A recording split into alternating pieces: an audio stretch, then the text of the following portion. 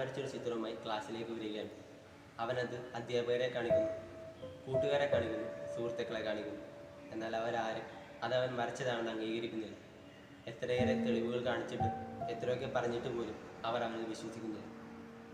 ഇന്ന് തിരുസഭാ മാതാവ് നമുക്ക് വിചിന്തനം ചെയ്യാൻ തന്നിരിക്കുന്ന സുവിശേഷ ഭാഗം വിശുദ്ധ ലൂക്ക എഴുതിയ സുവിശേഷം 11-ാം അധ്യായം 14 മുതൽ 23 വരെയുള്ള വാക്യങ്ങളാണ്. ഈ സുവിശേഷ ഭാഗത്തിലും ഇത്തരത്തിൽ വിശ്വാസമില്ലാത്ത അധ്യാപകരെയും കൂട്ടുകാരെയും സുഹൃത്തുക്കളെയും ഒക്കെ നമുക്ക് കാണാൻ സാധിക്കും.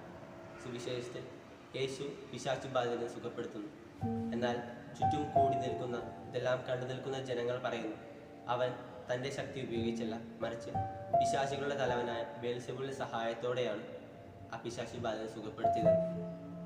പലപ്പോഴും മറ്റുള്ളവരുടെ നന്മയും അവരുടെ ഉയർച്ചയും വളർച്ചയും അവരെ അംഗീകരിക്കാൻ സാധിക്കാത്ത ഒരു മനോഭാവം നമ്മിൽ ഓരോരുത്തരിലും കണ്ടുവരുന്ന ഒന്നാണ്. ഈ നോമ്പുകാലത്തിൽ മറ്റുള്ളവരുടെ നന്മയും അവരുടെ വളർച്ചയും ഉയർച്ചയും അവരെ അംഗീകരിക്കാൻ നമുക്ക് ശ്രമിക്കാം. അവയിൽ നിന്നെല്ലാം പ്രചോദനം ഉൾക്കൊണ്ടുകൊണ്ട് നമുക്കും ദൈവസ്നേഹത്തിൽ വളരാം. ആമേൻ.